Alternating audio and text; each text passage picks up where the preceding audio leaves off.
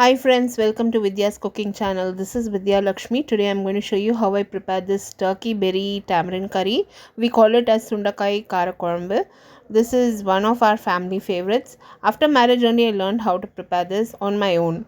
So I've seen my mom preparing this. This is turkey berry, or they call it as mini eggplant these days. And it's used in Thai cuisine and widely used in all South Indian cuisines.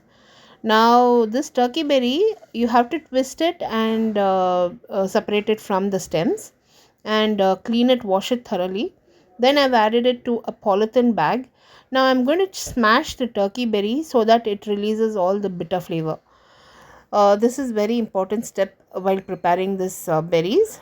Now, once I've smashed all the turkey berries using a rolling pin, I'm going to add it to the water just so that all the bitter flavor reduces a bit in the water itself. Here I've reserved all the ingredients required for this recipe: the smashed turkey berry, ginger garlic paste, finely chopped onion, garlic peeled, curry leaves, 1 lime sized tamarind. For the gravy I'll be using half an onion finely chopped and 1 green chili, coriander powder, chili powder, that is sambar masala, and turmeric powder. We need mustard seeds, cumin seeds, urad dal, fenugreek seeds and asafoetida for the curry base while tempering it. First, in a wok I've added 1.5 cups of water. I've added 1 lime size tamarind, and this is Bangalore tomato or the hybrid tomato, which is chopped in half. If you are using Desi tomato, please reduce the tamarind. It will be very sour. I'm going to cover this with half a teaspoon of salt and boil it. Once the tomato has cooked well, I've removed it from the flame and reserved it. For the curry base, I've heated a wok with 2 tablespoons of oil. To the wok, I've added peppercorns, fenugreek seeds and cumin seeds, along with onion, curry leaves and slit green chili. I'm going to fry all of this till the onion turns transparent. I'll remove it from the flame, allow it to cool. We are going to grind it into a smooth paste. Now the tomato and tamarind has cooled down. I'm going to smash it with my hands itself and strain it. You can use a strainer to strain this, but I prefer straining it with my hands itself. The second time again I'm going to smash it. Use water, fresh water, another half a cup of water, smash it well and strain it. I'm going to follow this process and strain the tomato at least thrice. Once I've strained the tomato, I'll add the cool down masala mixture that I fried earlier to a mixer jar. I'm going to grind this into a smooth paste. Earlier I used this mixer jar to grind the ginger garlic paste. Now the masala gravy or the gravy base is ready. I've heated a wok with sesame oil, 3 tablespoons of sesame oil and 1 tablespoon of regular sunflower oil.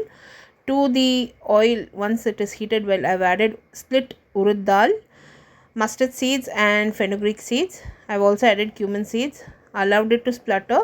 Then I've added garlic and onion along with curry leaves. I'm going to fry the garlic, onion and curry leaves. Once the onion turns transparent, I've added ginger garlic paste and fried it till the raw flavor is gone for few seconds. Then I've added the curry paste. Now I'll fry the curry paste for few seconds. I've added half a cup of water so that the curry base doesn't burn. Once the oil starts to surface, that is when I've strained and added the turkey berry. I'll add coriander powder, chili powder, sambar masala powder, turmeric powder, asafoetida and salt. Now I'll stir, cover this and cook the turkey berry till it is soft and tender. Once the turkey berry has cooked halfway through, that is when I'll be adding the tamarind pulp. And before adding the tamarind pulp, just check for salt. Add salt if needed, and if you need extra spice, you can add extra chili powder at this point. Once you boil the tamarind pulp, you cannot add it later. So I've added the required chili powder, salt as required, and I've also added some sesame oil on top because it gives the good flavor. I'll just cover and boil it till the turkey berry has cooked till tender. Now once the oil surfaces on top, my turkey berry Karakuzhambu is ready. It is very nice with rice, chapati, dosa, idli. Do try this recipe, friends, and post your comments. This is a typical South Indian curry. Hope you all enjoyed this video. Until next time, this is Vidya Lakshmi.